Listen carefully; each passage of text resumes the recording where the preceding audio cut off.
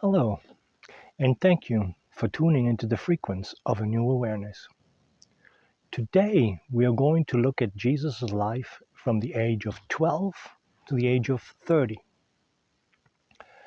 because we have no records for this time frame, and the only record we have that he was baptized at the age of 30. But what happened? What did he do in these 18 years where there is no known record? And interestingly, we can find some tidbits here and there that place him into India. So the word is that he, at the age of 14 or 13, he was not satisfied yet with the knowledge that he acquired from the Essenes, and he decided to go to India. So he joined a caravan, a merchant caravan, to go him via the trade route that already existed into India. And there he went to the temple of Krishna in Jagannath in the province of Puri to study the Vedas and other ancient Hindu writings. There he learned also through the Akar Sumita, that's the code of conduct, truthfulness, mercy, charity, serving others, compassion, and ethics. And while he was there, he became familiar with the India caste system, and he did not like it. It was not the way God intended people to live and be organized. So he spoke harshly against that system.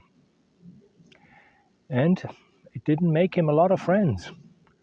So he was really kicked out of the province and was urged, to make it mildly, to move on.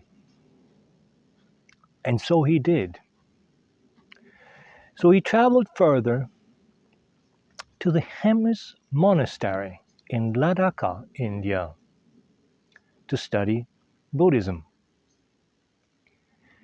And during his studies, he learned about patience, love, and affection. Now, why is this so important?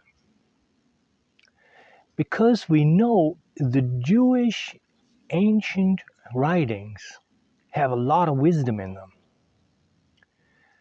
But one component in there was missing, and it was the heart component: love, affection, being there for others. And that's what he learned there, especially through Buddhism. So there, his knowledge and awareness became more complete, or maybe complete. Also, we know that both locations where he was, there are records. But unfortunately, upon requesting those records, the leaders of these temples said, we have them in a safe place, and there's no access to it at the current time. So I believe sooner or later these records will appear in the public for everybody to see, and we get a clear picture of what Jesus' life really looked like. But also, while he was in the Buddhist temple, he also made friends, and it is known that Jewish merchants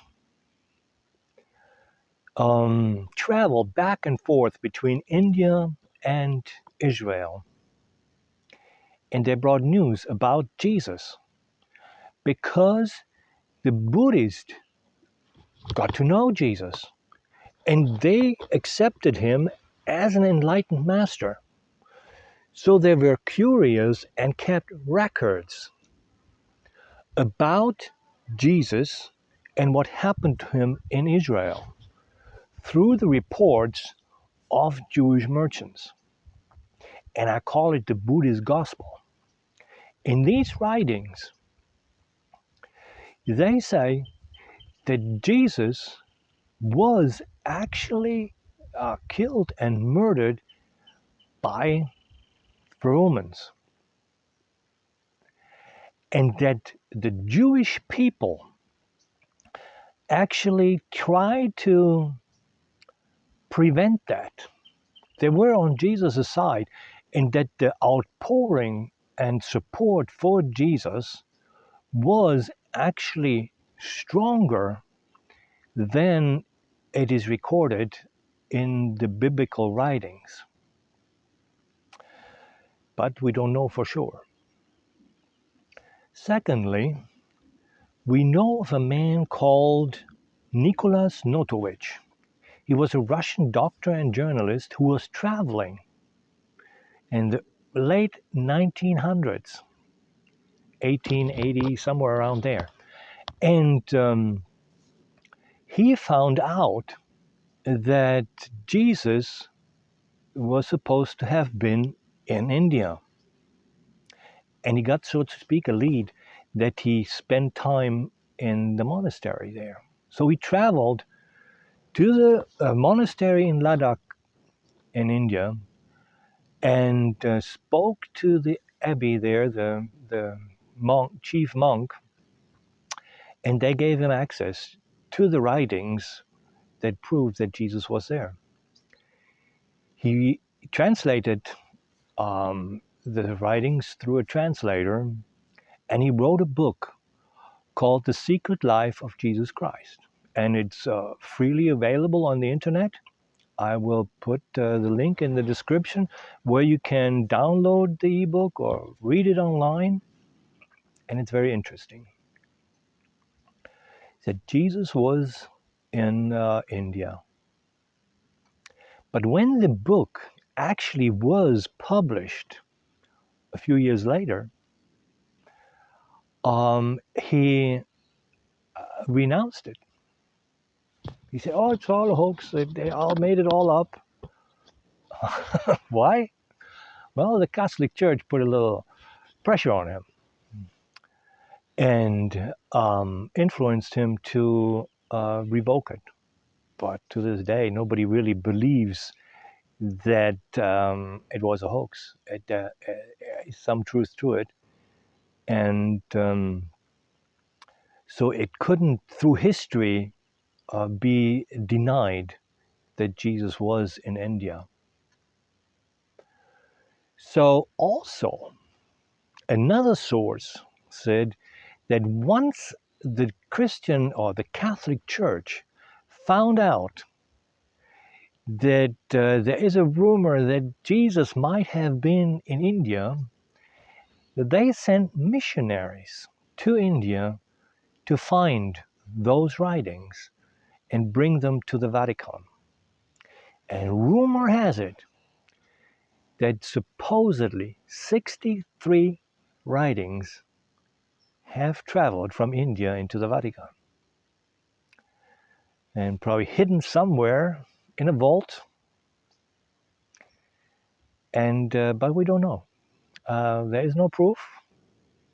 But it's my firm belief that in the future, more and more of these writings will come out into the open to let us know more about Jesus. Just as we found the Nag Hammadi library in Egypt and the Dead Sea Scrolls to give us more light about the time.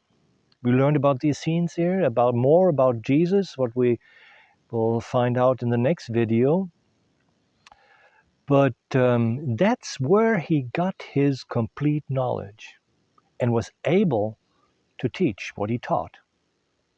Because through him, the concept of love was introduced to the Jewish people and to the pagans that lived later on in Europe.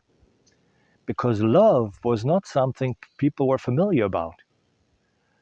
The closest thing to love was maybe marriage, but that was more based on respect because all marriages were arranged, not determined by love of two people. So now we have a little bit more insight about what Jesus did during the time of the age of 12 and 30. So in our next video, we're going to look at Jesus' life, the last 3 years of his life, but we're not going to look at his time on where he preached and how he preached, and that's all known. We're looking at Jesus, the person, and it's going to be very interesting. And so thank you again for listening.